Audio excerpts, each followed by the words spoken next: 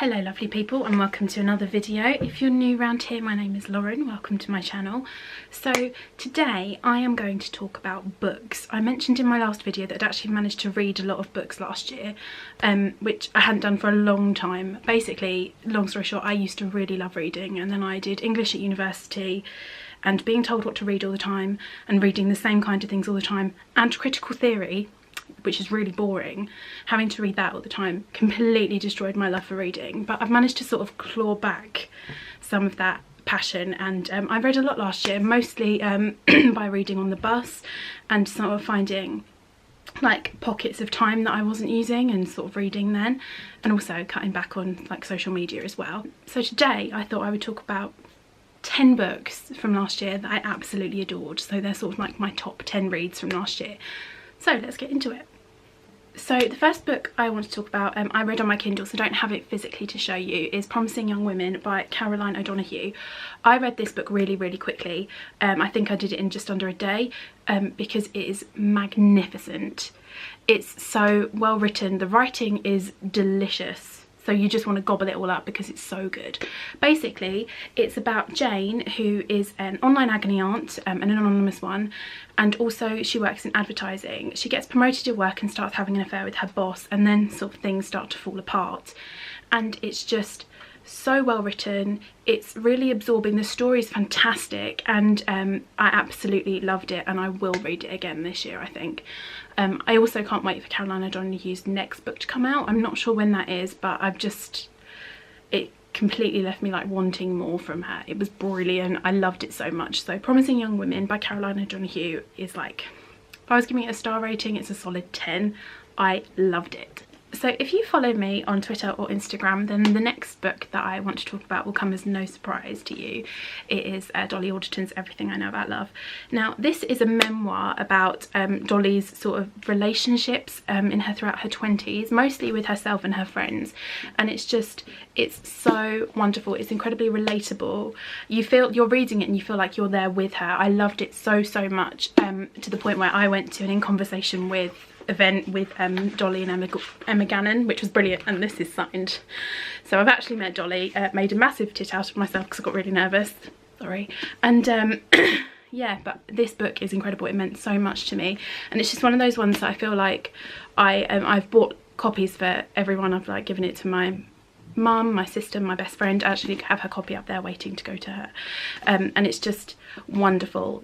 I loved it so much, and I just know it will be something that I come back to time and time again. It ends on such a lovely note as well.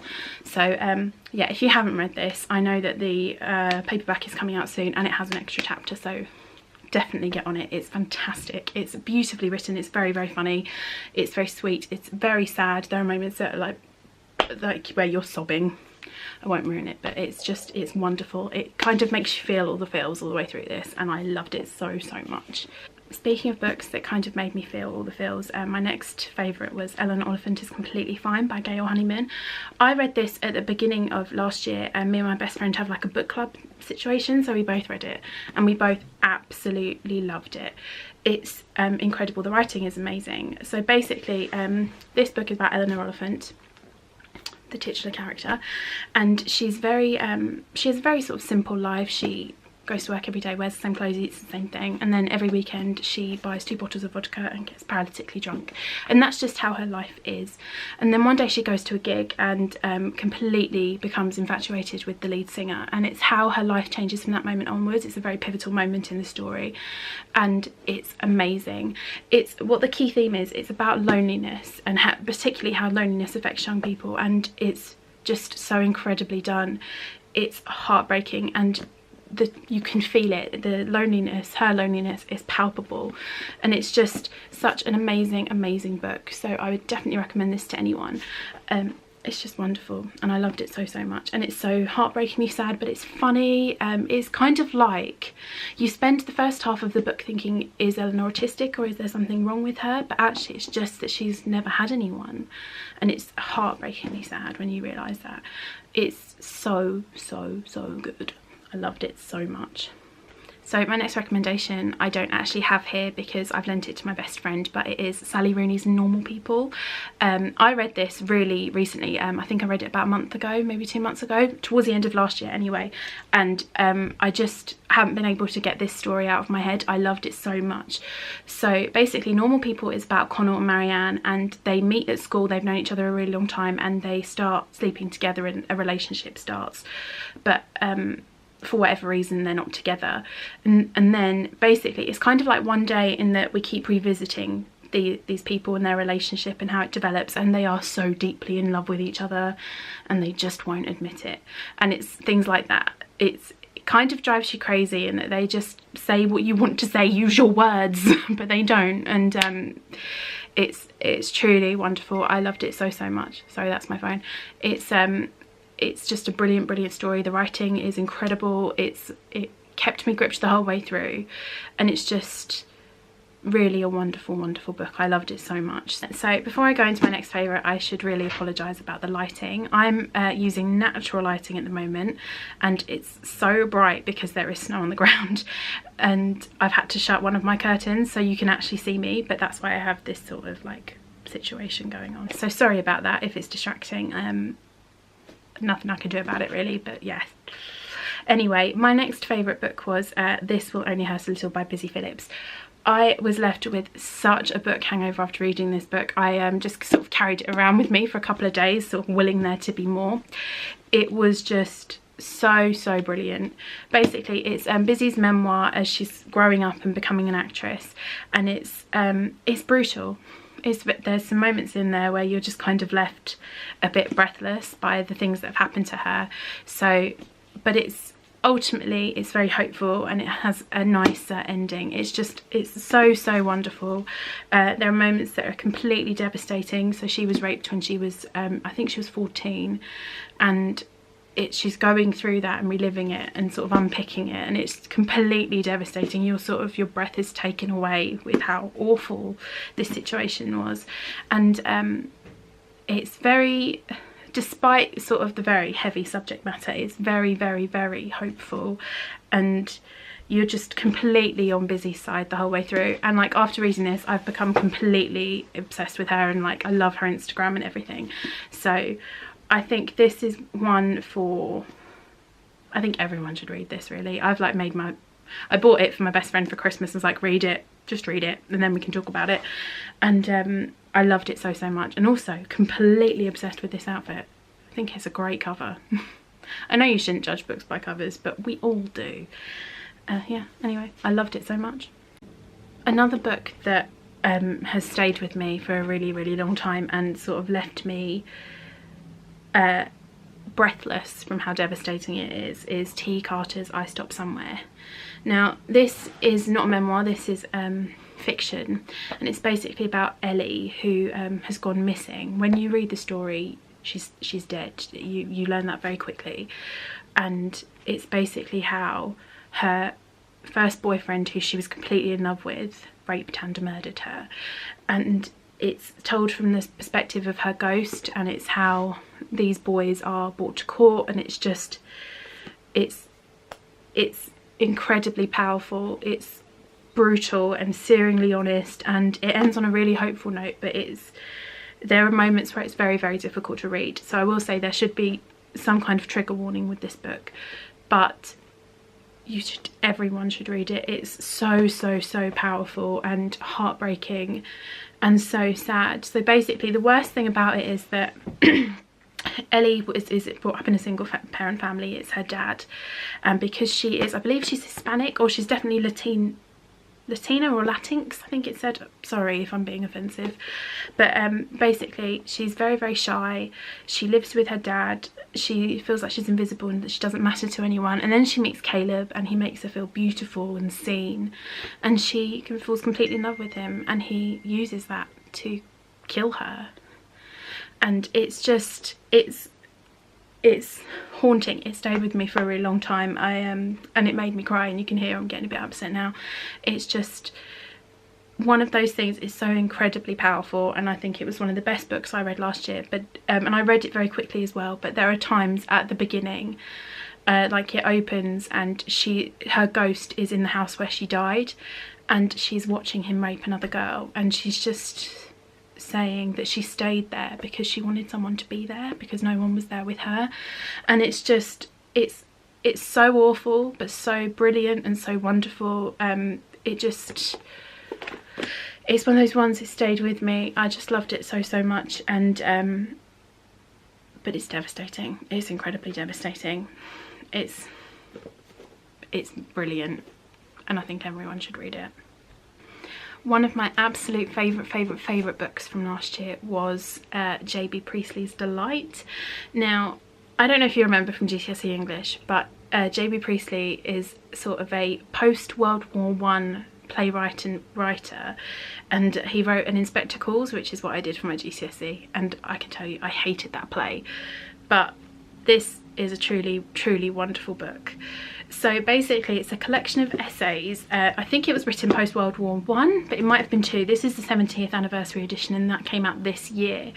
But basically it's just sort of a collection of essays about things that make him happy, and there are things like having a hot bath and a cigarette, and like the atmosphere when playing pool, and a gin and tonic and a packet of crisps. And it's so wonderful. I described this on my Instagram as sort of a warm snuggly hug of a book, and I stand by that.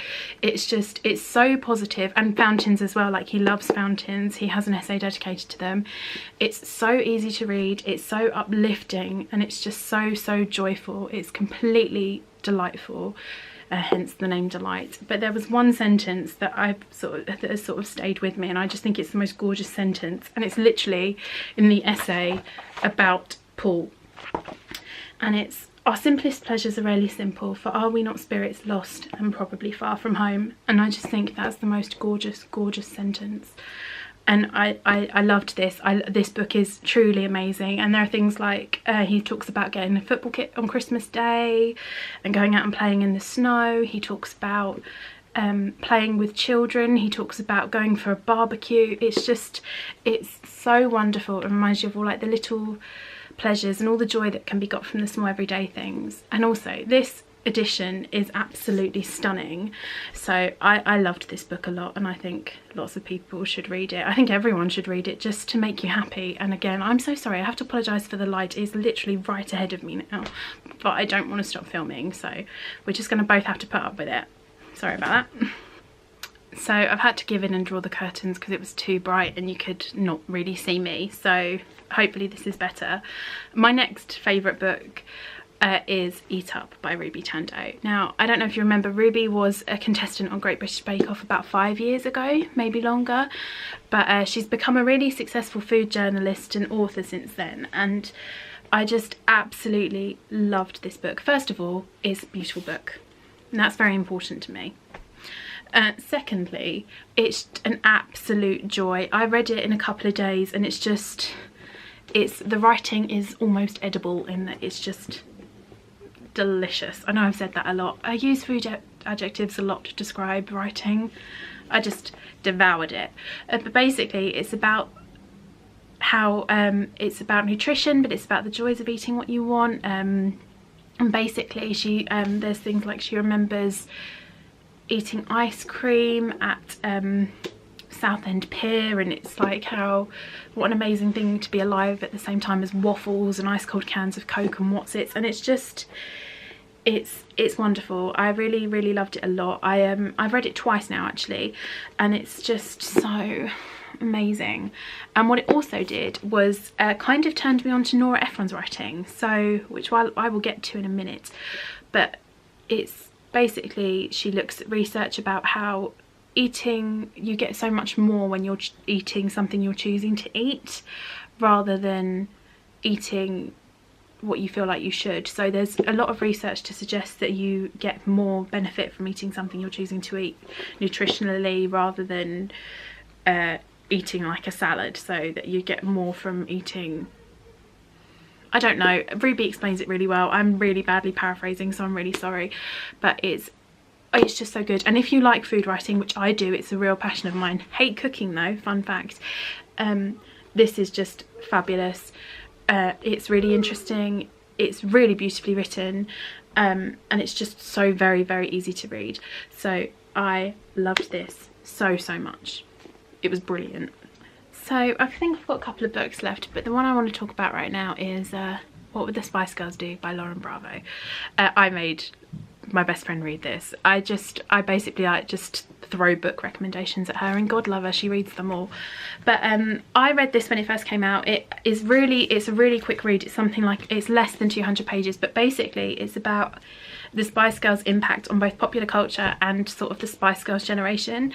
So I was born in 91. Spice Girls sort of became really big when I was about 5, and which sort of very inappropriate how a 5-year-old is walking around singing "If You Want to Be My Lover" is not appropriate. Sorry, I got distracted there.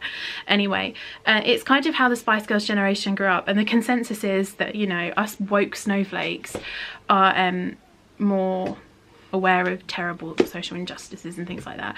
But it is wonderful. I loved it a lot, and it's a very easy, quick read. I read this in a couple of days. I will happily read it again. Can't wait for Lauren Bravo's next book. I'm assuming there is a next book, but her writing is wonderful. It's funny, it's witty, it's very, very clever, and it's stridently feminist, but at no point do you feel like you're being judged. It's very, we're all in this together, rather than you're a terrible person because you're not doing this. And it's also incredibly relatable. If you grew up in the 90s, you will relate to all of this, because there was a fake Spice Girls band on every playground, and I was baby, even though I'm way more of a Jerry in personality. Wasn't then. Was very shy as a child. This is brilliant. Loved it a lot. So that brings me to my last physical book recommendation. I do have one more after this, but I read it on my Kindle, so I don't have it to show you. But this is Heartburn by Nora Ephron. Now this is a very, very famous book. It was brought to my attention sort of early last year when I started listening to the High Low podcast, and Dolly Alderton and Pandora Sykes talk about it quite a lot. But basically, Heartburn is about Rachel, who is a cookery writer and presenter whose husband leaves her for a woman who has a neck as long as an arm and a nose as long as a thumb, and while she's 7 months pregnant with their second child. And it's just, it's brilliant. The writing is very sharp, it's very acerbic, and I think that's kind of what separates Nora Ephron, because even though this is the very definition of chick lit, again, nothing wrong with chick lit, listen to the Sentimental Garbage podcast. I'm sorry, I know I keep pushing them, I love that podcast. But it's just, it's brilliant, it's very well written, it's very funny. I loved it a lot, and there's something very satisfying. So at the end, it's a very famous scene, so I apologise for any spoilers, but at the very end she throws a key lime pie at her husband's face and it's the most satisfying part of the book, where I was just like, sorry, I just dropped it. I loved it very much. And again, this is something I bought for my best friend for Christmas. I just force books on her, and I'm sorry about that. Sorry Jade, love you. So the last book I want to talk about is Eva Rice's The Lost Art of Keeping Secrets. I don't actually have it with me because it's on my Kindle, so here it is. But basically The Lost Art of Keeping Secrets is all about Penelope, who is, I think she's 16 at the start of the book, or 17, but basically she lives in this medieval castle with her family in the middle of Warwickshire, and it's very similar to Jodie Smith's I Capture the Castle, which I read ages ago and loved, but I actually like this a lot more. I think that's quite a famous comparison as well. But basically Penelope meets Charlotte and becomes very close friends with her and her entire family, and it's basically how that friendship changes the entire course of her life, and it's so good. So basically it's written, I think it's written post World War II, I think it's the 50s, and it's kind of sort of the birth of teen culture. It's not really existed before then because all of the sort of young people were going off to war and dying, but it's so good, it's so brilliant. So basically both Penelope and Charlotte are obsessed with the singer Johnny Ray, who I didn't know was a real person, but he was kind of like Elvis before Elvis, and then Elvis happened, and then Johnny Ray kind of got completely forgotten about. And it's just how their friendship is like the first time young people are allowed to be young. It's so good. Again, I'm going to use food adjectives to describe the writing, but it is so delicious. It's like you really want to savour the words because they're so carefully chosen. It's fantastic. I also read Love Notes for Freddie, which is also by Eva Rice. I didn't like it as much, but it was a similar kind of thing. Really loved the story, and it was just, I really wanted to savour it and take my time with it. But yeah, The Lost Art of Secret Keep, The Lost, I'm gonna have to film one video where I don't do that eventually. But The Lost Art of Keeping Secrets is it's brilliant. It's really easy to read, but I feel like you take a lot from it as well. It's wonderful. I loved it a lot. So yeah, I definitely recommend that. It was brilliant. So those were my top 10 reads from the last year. I hope you enjoyed this video. Give me a thumbs up and like and share if you did. If not, feel free not to tell me about it. Also hit the post notifications bell so you know every time I post. I am going to be posting a new video every week. Thursday is my upload day, so come back for the next one. Bye.